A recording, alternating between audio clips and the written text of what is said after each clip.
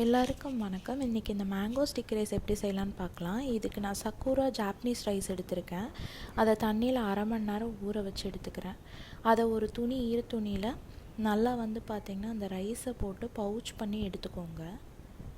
அதுக்கப்புறம் நல்லா சூடான இட்லி பாத்திரத்தில் வச்சு நீங்கள் அதை ஸ்டீம் பண்ணுங்கள். 30 நிமிஷத்துக்கு ஸ்டீம் பண்ணணும்.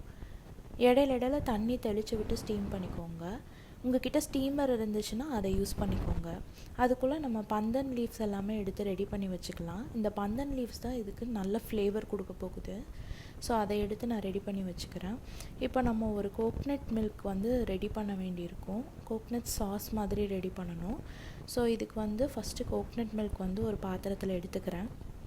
அதில் கொஞ்சமாக தண்ணி ஆட் பண்ணிக்கிறேன்.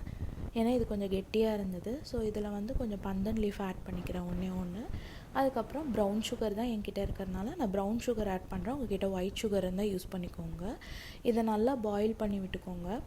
அதுக்கப்புறமா தண்ணி இப்போ இடையில தெளித்து மூடி வைக்கணும்னு சொன்னேன் இல்லையா, அது மாதிரி நான் தண்ணி தெளித்து மூடி வச்சுக்கிறேன். அதுக்குள்ளே இப்போது மாம்பழமும் நம்ம கட் பண்ணி எடுத்து வச்சுக்கலாம்.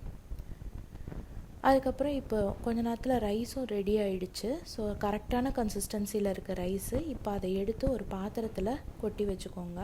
இப்போ நம்ம ரெடி பண்ணி வச்சுருந்த அந்த இனிப்பான கோக்னட் மில்க் பந்தன் மில்க்கை இதில் ஊற்றி நல்லா மிக்ஸ் பண்ணிவிட்டு அதை செட் பண்ணி அதை அப்படியே மூடி ஒரு பக்கம் தனியாக எடுத்து வச்சுக்கோங்க. இப்போ நம்ம மறுபடியும் டாப்பிங்க்கு ஒரு கோக்னட் சாஸ் ரெடி பண்ணணும். அதுக்கு மறுபடியும் அதே பேனில் நான் கொஞ்சம் கோக்னட் மில்க், கார்ன்ஃப்ளோர், அதுக்கப்புறம் தண்ணி, ப்ரௌன் சுகர் எல்லாமே விட்டு நல்லா சாஸி கன்சிஸ்டன்சி வர வரைக்கும் ஸ்டிர் பண்ணி அதை ரெடி பண்ணி எடுத்து வச்சுக்கிறேன்.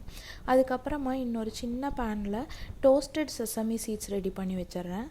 அதுக்கப்புறமா இப்போது சாதம் நல்லா ரெடியாக இருக்குது. நம்ம இந்த ஸ்டிக்கி ரைஸை பிளேட் பண்ண ரெடியாக இருக்குது. இப்போ ஒரு சின்ன பவுலில் அந்த ஸ்டிக்கி ரைஸ் எடுத்து நல்லா பார்த்திங்கன்னா அமுத்தி வச்சுட்டு அதை இந்த மாதிரி ஒரு ஷேப்புக்கு வச்சுக்கோங்க. அதுக்கு மேலே நம்ம ரெடி பண்ணி வச்சுருக்கிற கோக்னட் சாஸ் இருக்கு இல்லையா, டாப்பிங் கோக்னட் சாஸ், அதை ஊற்றிடுங்க. அதுக்கப்புறமா வெட்டி வச்சுருக்கிற மாம்பழத்தை அந்த ரைஸுக்கு சைடில் எடுத்து பிளேட்டிங் பண்ணுங்கள்.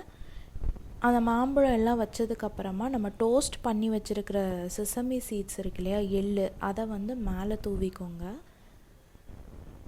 இப்போது நம்மளோட மேங்கோ ஸ்டிக்கி ரைஸ் சூப்பராக ரெடி ஆகிடுச்சு.